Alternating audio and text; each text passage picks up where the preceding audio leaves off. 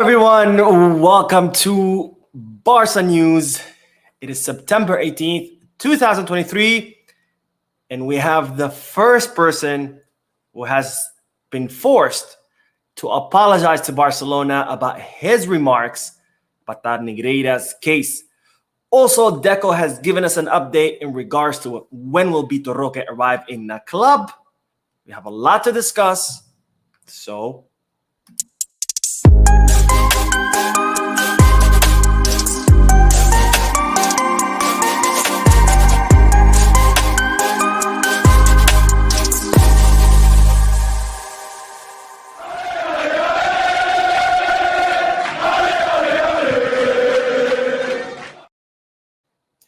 hello, everyone. Welcome to Barca News' live stream, which is officially on every Mondays and Wednesdays at 7:15 p.m. Eastern Standard Time. I apologize for being a little bit late today, but I was having some technical difficulties with my camera. I didn't want to turn on. And of course, without a camera, this becomes a radio show, which is not. Now, I have a lot of good news for you today. I'm very excited because tomorrow is the Champions League. But of course, I cannot start without announcing first that to make sure you hit that like button, subscribe to the channel. If you are looking for any Barcelona jerseys or merchandise, make sure you hit the kit bag. And if you are looking for any sports bets, make sure you hit the Bet Us. Both links are down below in the description. Now, as always, during the live streams, we'll do a section of news. Then we'll head to the chat section.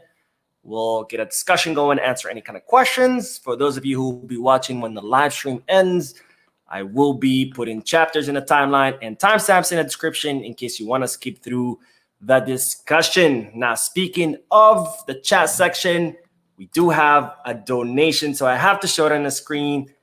Thank you so much.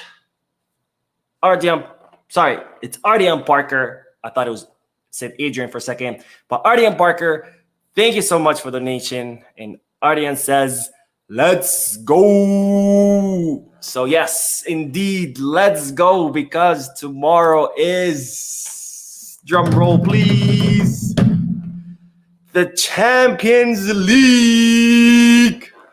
And I have to say, guys, I'm very, very, very, very, very excited that the Champions League is officially back. You know, given that we were eliminated in the group stage, we were out of the competition. What was it? I think it was December of last year. If memory serves me correctly. So that means we've been without a Champions League for 9 months, which is a very long period of time. So I'm very excited for tomorrow. We will be playing against the Belgian team, Royal Antwerp. I've heard some people call it Antwerp, like the W as a V. I'm not sure if anyone speaks, what is the name Antwerp in Dutch? Is it? Well, anyway, if anyone knows how to say the name correctly, please let me know. But tomorrow, Royal Antwerp at the Olympic Stadium in Montjuic for the first match of the Champions League. And we do have officially a squad list because Barcelona have announced the players who will be traveling tomorrow to play against Royal Antwerp. And I have to put my glasses on. Sorry, guys, I'm an old man. But the official squad list, and I will make this bigger for you guys so you can see it better. There we go. Mark ter Stegen, Joao Cancelo, Alejandro Balde, Iñigo Martinez, Gavi, Ferran Torres, Lewandowski, Rafinha, Iñaki Peña, Joao Felix, Andreas Christensen, Marcos Alonso, Oriol Romeo, Sergi Roberto, Frankie de Jong, Ilkay Gundogan, Jules Koundé, Astralaga, who's the number 3 goalkeeper, Lamine Yamal, Marc Casado, and Ferran Torres. So these will be all the players who will be participating in tomorrow's Champions League. We are going to have to see what kind of formation Xavi ends up using, whether he's going to be using, again, the 4-3-3 that we saw over the weekend against Real Betis, or will it be more of defensive, if you may, or more conventional lineup that sometimes he uses, which is the 4-4-2. I really think he's going to go with the 4-3-3 because tomorrow it is the first Champions League. It's technically speaking, I guess, a weaker opponent. I don't want to underestimate anyone. This is the Champions League after all. So I really think that Xavi will use a 4-3-3 and be a lot more aggressive. And hopefully that's what we see, because that's what we need in these matches. We need aggressiveness. We need Barcelona to come out from the first minute, ready to win, ready to score goals. Yes, it opens us up to being scored on, but we have to remember Johan Cruyff's philosophy, where he did not care whether being that offensive opens you up to being scored on, because at the end of the day, if the other team scores 1, 2, 3 goals, if you score 5, it doesn't matter.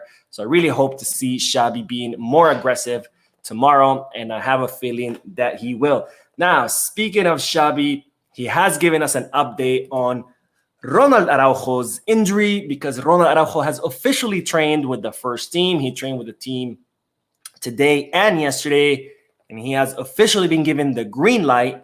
So he has fully recovered from his injury.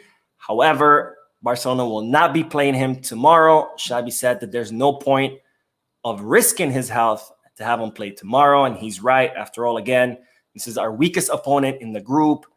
Doesn't make sense to rush Araujo and then risk an injury, because it's not about the player coming back or when he comes back. It's about him coming back fully ready to resume his duties, because Araujo is a player that has been injured a lot in the past. We have to protect his health. Now, the initial timeline, of course, was for him to come back against Celta, which is, if I'm not mistaken, either Saturday or Sunday this weekend.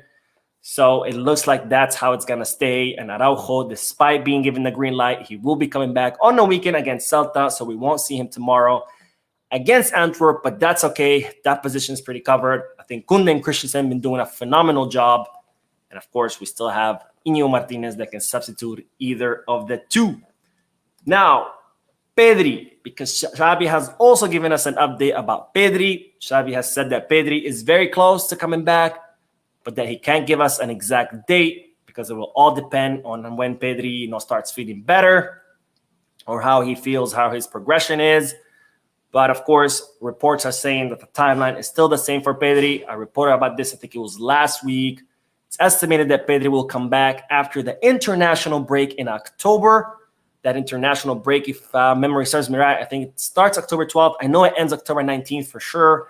So Pedri will most likely be back against Athletic Club de Bilbao, which is on October 22nd, which is good, because the following week, on October 28th, will be El Clásico match. So if the timeline holds, then we'll see Pedri get some minutes against Athletic Club de Bilbao to get back into rhythm, and then hopefully he'll be fully ready for the El Clásico match on October 28th, which I'm also very, very excited. I want to see what Cancelo, Joao Felix all do against Real Madrid, Ilkay Gundogan, of course, Oriol, everybody that Barcelona signed. I want to see them against Real Madrid and see, hopefully we can score a few goals, win that match, and we can talk crap until the next Clásico match.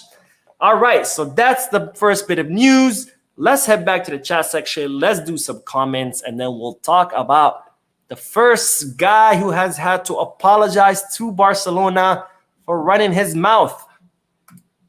All right, let's see what you guys are saying in the comments. All right, Chuchu had a question right off the bat. He says, Mo, quick question. Subimendi or Romeo? Who's better at the moment? I thought you said for a second Atletico de Madrid for the ATM, but Subimendi to me is the most overrated, overhyped Spanish player.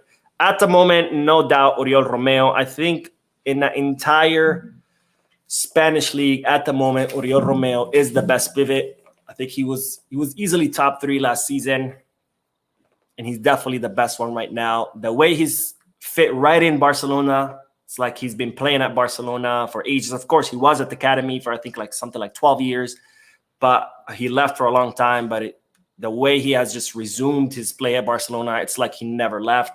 And the way he's paired up with Frankie de Jong, I mean, the two of them are absolutely unstoppable in the midfield. So no doubt, Oriol Romeo. Sandar says, hi Mo, good morning from India. Good morning, Sandar. And thank you for tuning in. All right, what else? And Raj is also saying hello from India. What's up to all my Indian brother and sisters? Yaniel says, hey Mo, do you think that Xavi is going to do the 4-3-3 tomorrow? Yes. I already touched on this a little bit, but I really think he will. I mean, it's match against weaker opponents like that. We have to come out to kill. Cannot be, playing defensive football or waiting for their attacks. None of that. We reserve that for more stronger teams who have much stronger attack. Someone like Antwerp, we have to come out with a 4-3-3. All right, and Ova says, please, Mo, when will Xavi exclude Alonso and Roberto in his team? He won't, and he shouldn't. They're substitutes, and we need them. We're talking about highly experienced players that we need on the squad, including Marcos Alonso, who's a Champions League winner, and we need players like that. Why would you exclude? By the way, Xavi only has 23 out of 26 first-team players. So this, for the first time in a very long time, the team is actually short on players. And you want to exclude 2 more, that puts us at 21 out of 26 players. All right. I think we can resume the news and talk about the first guy who has to apologize to Barcelona. All right, so what am I talking about? Of course, you guys always tell me this in the comment section. Why doesn't Barcelona sue these people for defamation? Why doesn't Barcelona file lawsuits? Well, that's exactly what Barcelona did. When the Enrique Negreira case was first announced, there wasn't a shortage of people that came out right away, tweeting, writing articles, talking about how Barcelona were corrupt, how they were buying referees. Of course, despite there being zero evidence of this, and once the prosecutor's office decided or found out that there is no evidence of this and reached that conclusion and then decided to switch the focus of the investigation, then Barcelona announced over a dozen of lawsuits against high-profile people in Spain who had dispersed the club.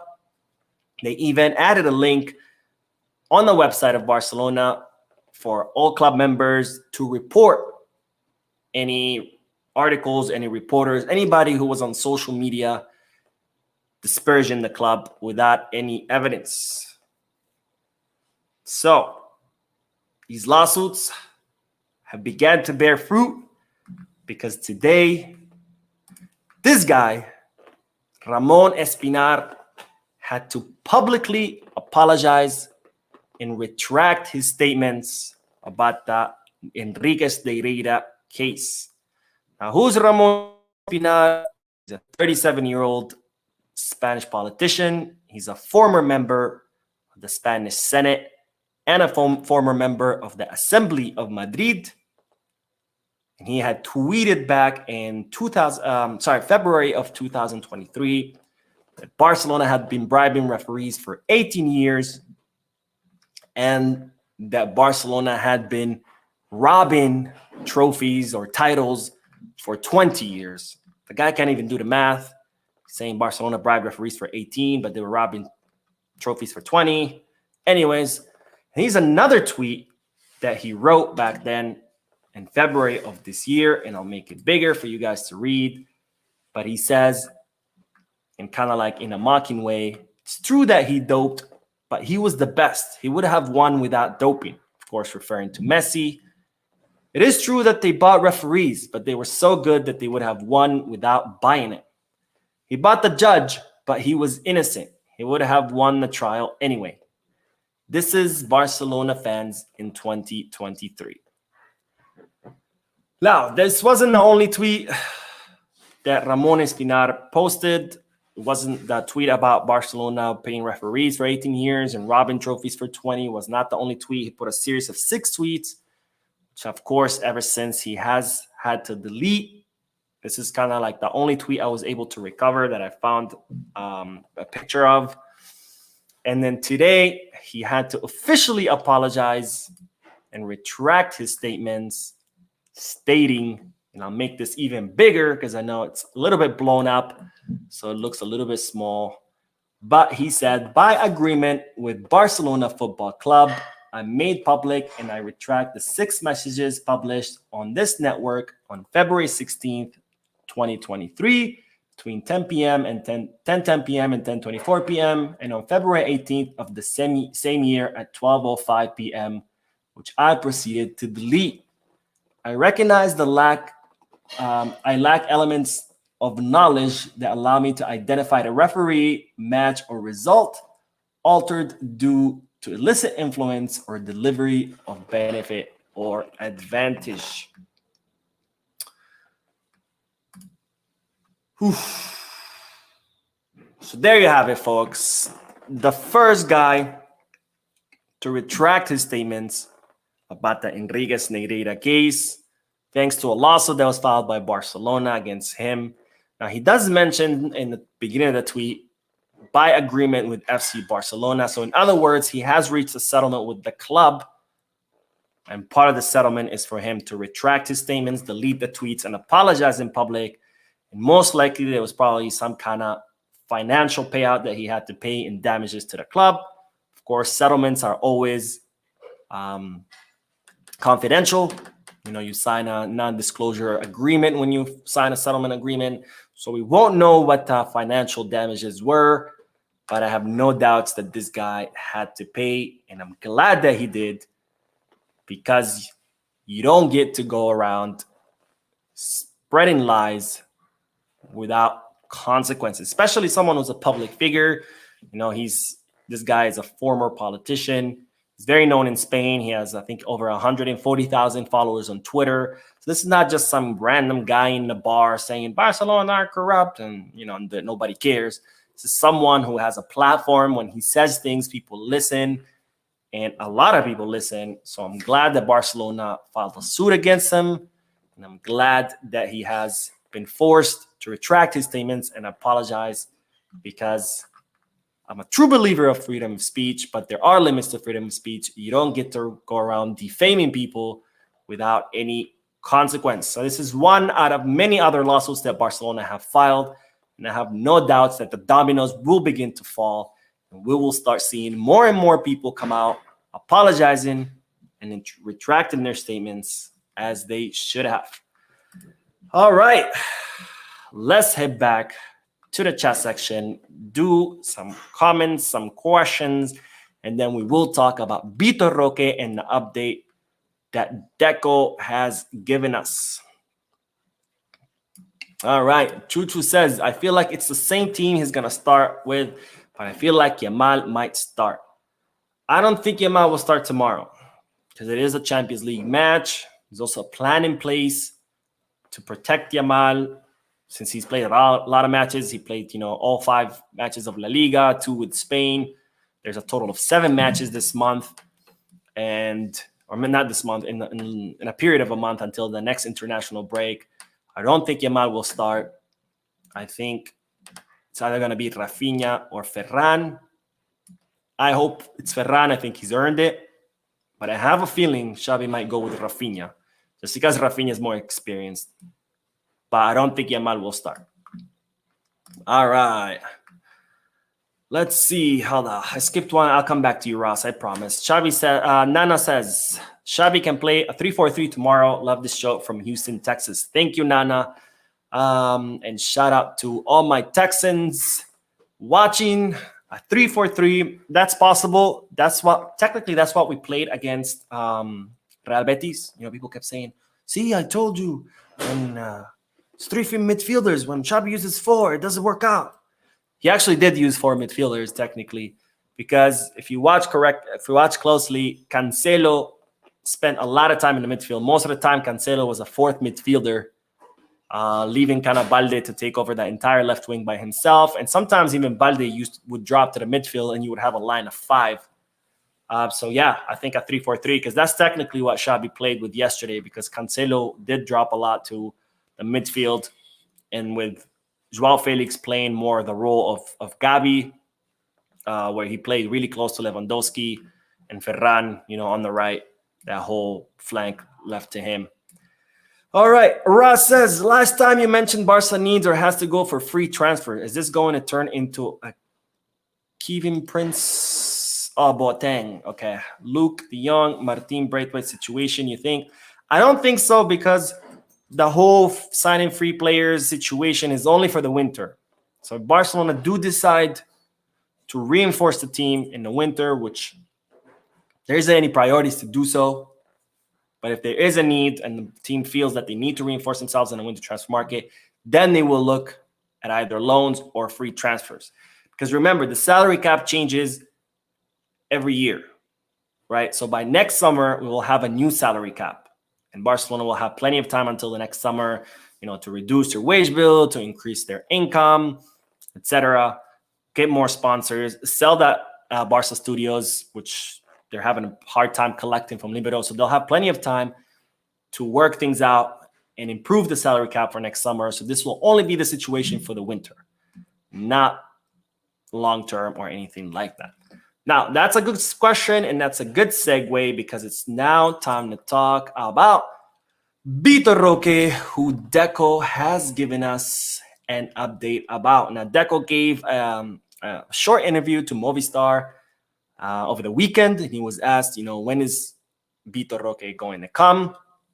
Of course, we all know with the new salary cap, it's going to be very difficult for Barcelona to bring Vitor Roque. Barcelona, we're hoping to bring him in the winter. But if they can't bring him in the winter, he will for sure come next summer. But of course, the goal is winter. But with this new salary cap that sits at 270 million euros, Barcelona are at 400 million euros. That means Barcelona are 130 million euros over the salary cap. That makes it very, very difficult. So Deco was asked about that situation, and what he had to say was the following. Vitor Roque. This is a bad translation, by the way. We want him to arrive as soon as possible.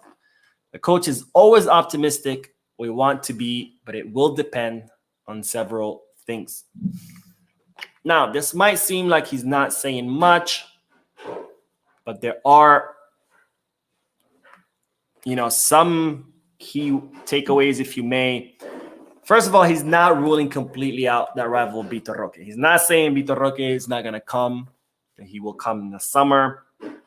He's saying we want him to arrive as soon as possible, that Xabi wants him to arrive as soon as possible, and that they're also optimistic, but it will depend on several things. So Deco's not ruling out Vitor Roque coming in the winter. There's still the objective of Barcelona. They're still going to work towards that goal, but he is making it clear that it will depend on several things. In other words, there is work to be done. So if you want to look at this kind of like the half empty, half full glass, I think this is a little bit positive. Now, what the reports are saying behind closed doors, which of course no one's going to come out and say, is that in order for Barcelona to bring Vitor Roque, they will have to either get a big cash injection or sell a player in the winter. Now, as far as selling players, there's no plans to offload anyone. So that option is out the window, which means the only option left would be a huge or a big cash injection. Now, one cash injection could be the Barca Studios economic lever, because the German fund Libero have paid 40 out of 160 million euros. So they still owe Barcelona 120. So that would be a big cash injection that Barcelona could get. Of course, Barcelona could look for new sponsors. We know Jan Laporta traveled a lot to Qatar and Saudi Arabia. There was talks about, some partnerships in the Middle East that have not come to fruition yet. So maybe we can see that. We can see a new sponsorship deal. And the good news is that the winter transfer market is not for another 3 months. So Barcelona has time to make any of these options happen. So there's still optimism that Vitor Roque can come. Of course, I don't want to overhype you. This is still going to be a very difficult situation, but the door is not completely closed, and there is that option. So hopefully we'll see it, because Lewandowski needs a substitute. Cannot keep playing Lewandowski 90 minutes of every match. Barcelona are set to play 50 matches this season.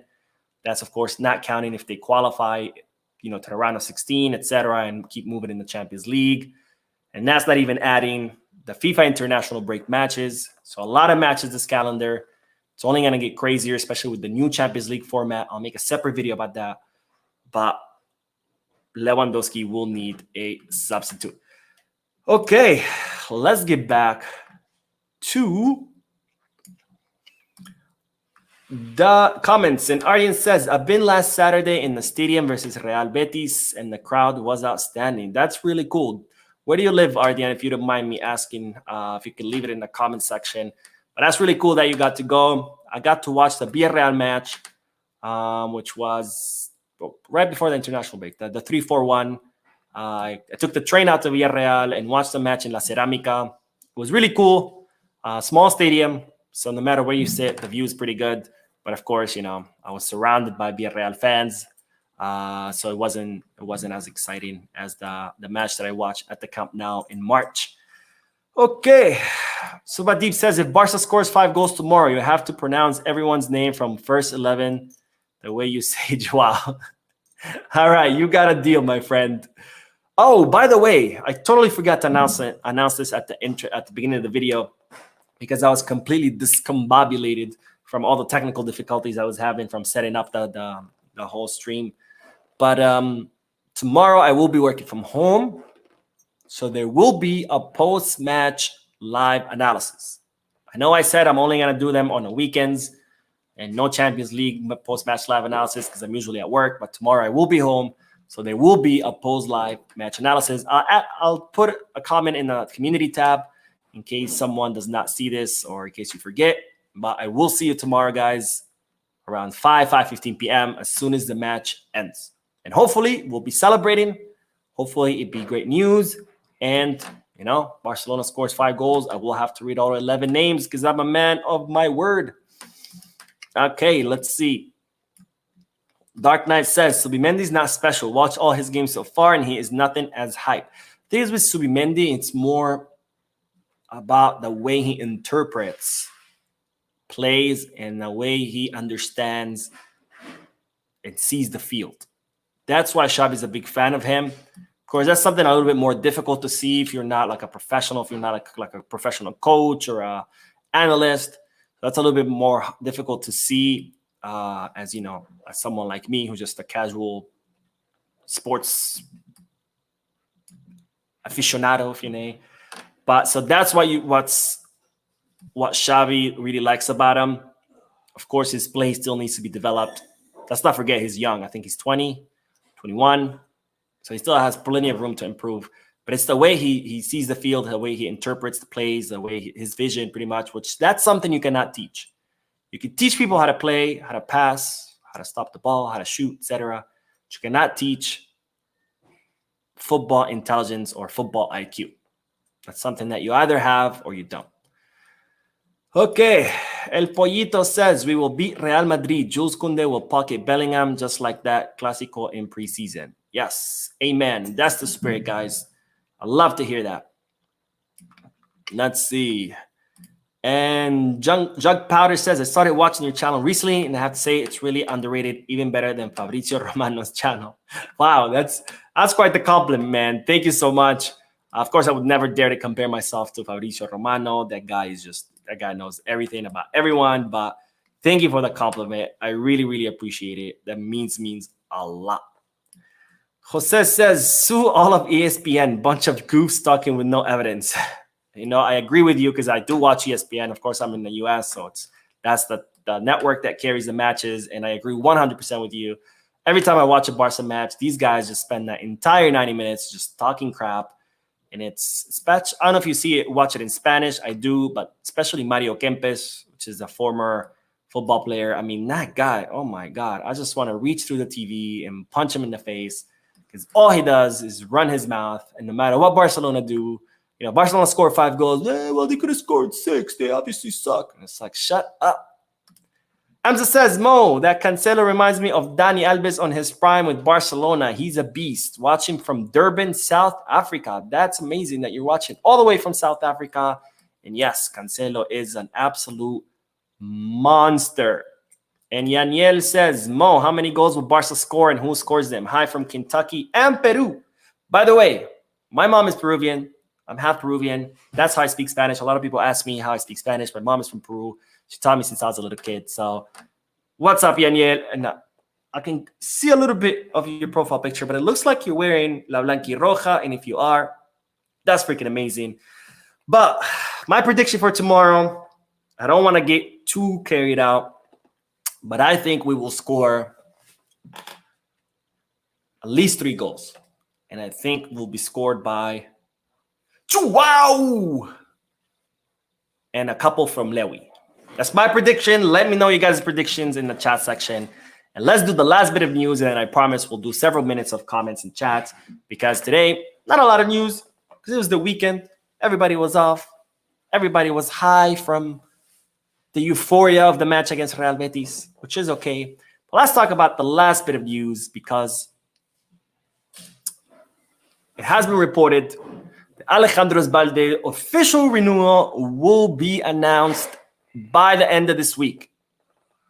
Now, Balde, up until this point, he was playing under his juvenil contract or the under 19 contract.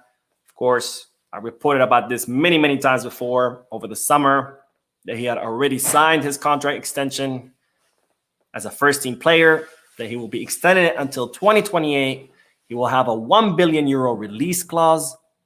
Of course, Barcelona are doing this for all of their young stars like Pedri, Gavi, etc. And Araujo too. So he will have a 1 billion euro release clause. And it's expected that Barcelona will announce the official contract extension, make this news official before the end of this week. So expect it any of these days. I'm guessing it'll be probably Wednesday or Thursday, once the Champions League is over.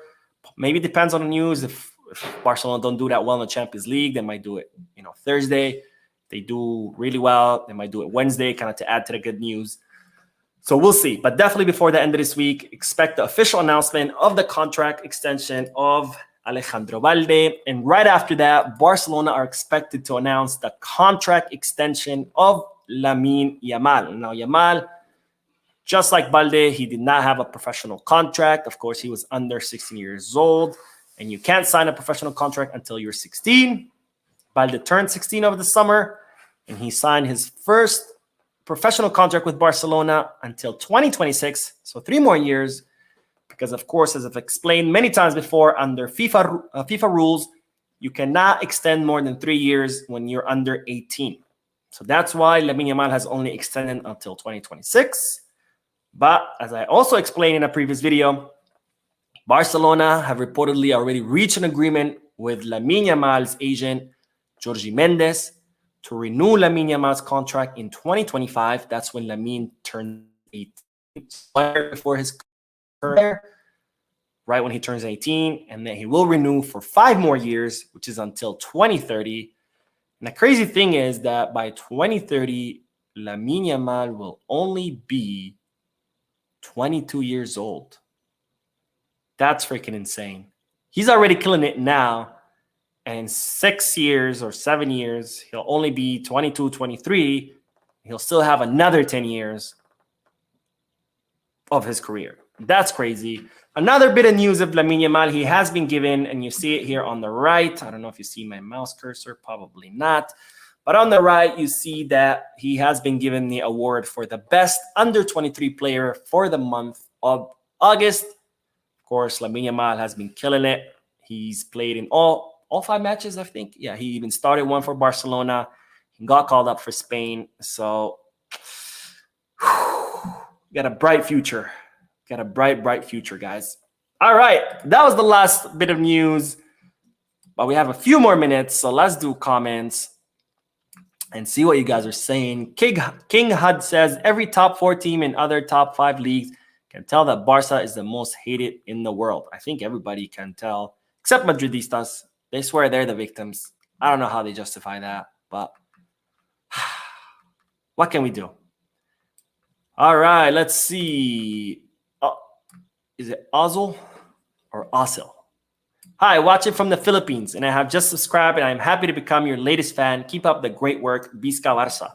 Thank you for your subscription, and thank you for tuning in, and thank you for your awesome comment.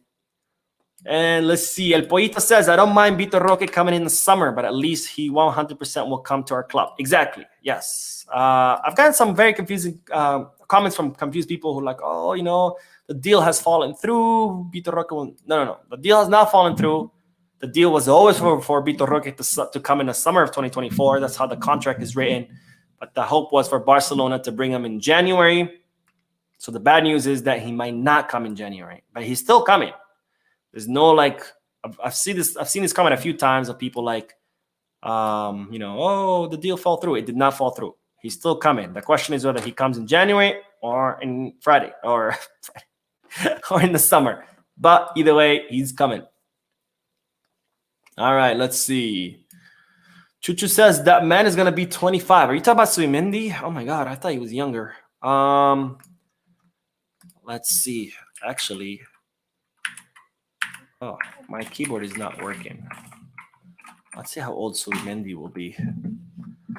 Oof. Wow, you're right, Chuchu. He's 24.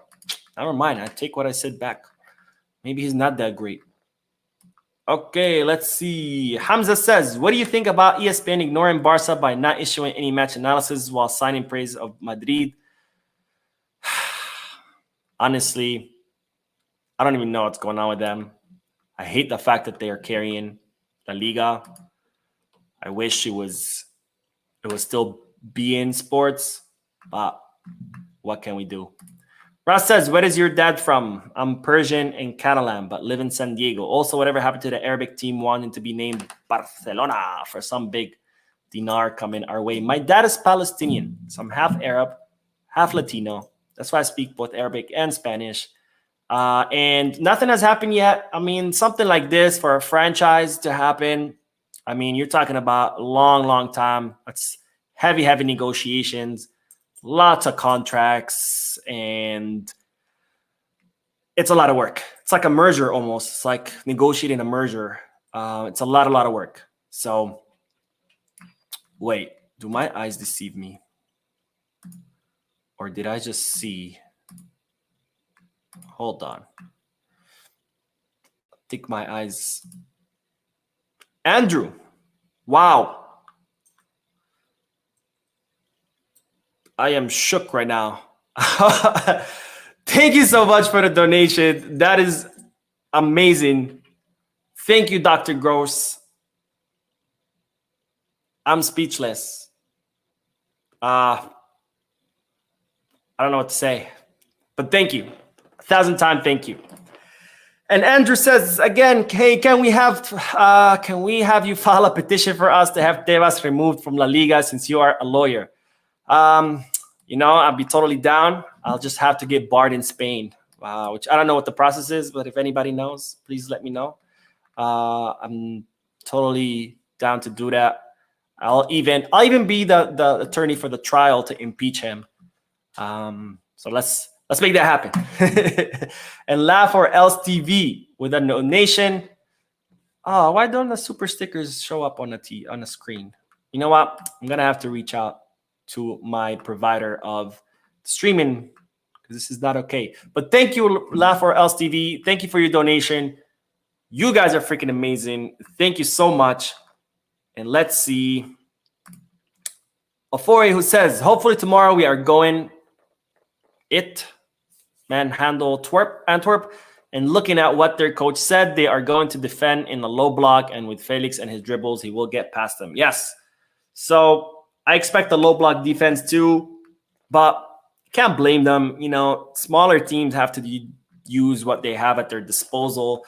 And when you play against a team like Barca, you cannot, employ a 4-3-3 because you're going to get killed. So I expect a low block defense, but with players like Cancelo and Balde making the field that much wider, with Joao Felix who can dribble through the middle, and even Lamine Yamal who can come in, I think we should be good. And saying that just blows my own mind because this is how good Barcelona have been in these past few markets. Because you look at the quality of our bench.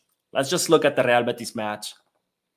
Ferran Torres comes out, and who comes in his place? Rafinha, right? Now, I'm not a big fan of Rafinha, but he's still a good player, right? Joao Felix comes out, and who replaces him? Lamine Yamal. Oriol Romeo comes out, and who takes his place? Ilkay Gundogan. Like, these are crazy substitutions.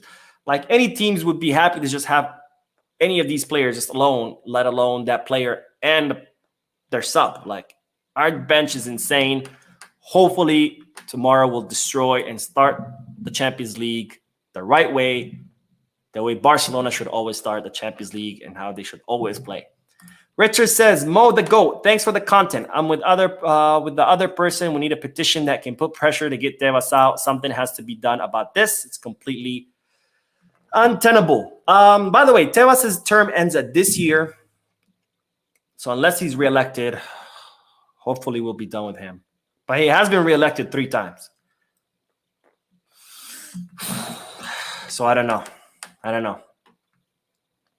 Ross says, sorry, but can you explain how the donations work? Meaning how to do it And where does it go? Sorry, not super tech savvy here. If you want, it's that's a good question actually, because I know I've donated to other channels, but if you go to YouTube, sorry, I'm that guy who cannot explain things unless I'm actually doing it myself. And it's someone to the bottom right, I think, where it says donate, and it goes to YouTube, but then YouTube transfers it to me, and they don't take a percentage, they don't take a cut, it goes straight to me, which is awesome. Unlike any profits from, let's say, videos, obviously YouTube gets their cut, and it's a big cut, not leaving me with much, but the donations do come to me directly. So I hope you answer your questions. Anyways, last one, because we're already at 40 minutes and I don't want to keep you guys. I know you guys have busy lives and have things to do. But King Hud says, the funny thing is, with all the negativity that is coming our way, Xabi has built a team that has way more confidence now than the last season. Who criticized Xabi now know nothing about tiki-taka. I will say this. You might like or dislike Xabi. You might not like his tactics or style of play. But one thing you cannot deny him is that he has done a spectacular job in bringing the team together. And it's evident. It's evident when you see the players celebrating goals. It's evident when you see them going in or coming out of the locker room, when they're training. Even I haven't seen it yet, but a lot of people telling me it's very evident in the reality documentary, The New Era. And Xavi has done a wonderful job of bringing the whole locker room together and kind of building like a family, because that was missing big time before. The locker room was very fractured before. Everybody talked about, kind of like the big veterans kind of ruling the locker room, people like Busquets, like Alba, like Messi, and kind of everyone else, just there figuring their way out. And now you don't see that. You don't see hierarchies. You see a united front, a united group. And that's huge, because that's very, very much needed in football. Like, you need that to win. You can't just depend on talent. You have to have chemistry. You have to have that familiar relationship between your players. Otherwise, it doesn't work out. I mean, PSG is the biggest example. They have some of the best players in the world. They have all the budget in the world, and you can't win anything. I mean, yeah, the French league, but who cares about that, Anyways. All right, one more and then we'll end it. I promise. Whew. Hi, Andrew. I saw the H, and for some reason I read it as hi. So I thought your name was Hi Andrew, but it's H Andrew. Says, Mo, I'm Harrison Andrew Morris from Liberia. I think Barcelona will win 5-0 on tomorrow's game. Just can't wait. Honestly, I really do feel that too, but I didn't want to be over optimistic, so I said 3-0. But I have a feeling it'll be a 5-0. But let's keep it at 3. I don't wanna jinx it. I say that. I don't want to jinx it. Okay, and Pollito says, click super chat or super sticker. There you go. Thank you, Pollito, for explaining what I was incapable of explaining. All right. So that is it, guys. Thank you so much for tuning in. Thank you for the donations. Thank you for the comments, for the likes, for the subscriptions. You guys are freaking amazing. Undoubtedly the best YouTube community, period. And I don't say that to exaggerate or because I have to. I follow other channels, obviously, and I see what people are always writing on other videos. And there's some pretty toxic stuff out there. Not this community. You guys are, every now and then we'll have some random guy come and try to be toxic, but overall, 99.99% of the time, you guys are always phenomenal. You guys are amazing. You're always respectful to each other. You're always nice to each other. And more importantly, you always have really great input. Like, I've learned so much from this channel just by interacting with you guys that, I cannot pay you back that. So thank you 1,000 times. Thank you. I will see you in tomorrow's video. I will see you in tomorrow's post-match analysis live stream, and then in the video for the news. For now, I bid you an adieu. And as always, Visca Barça.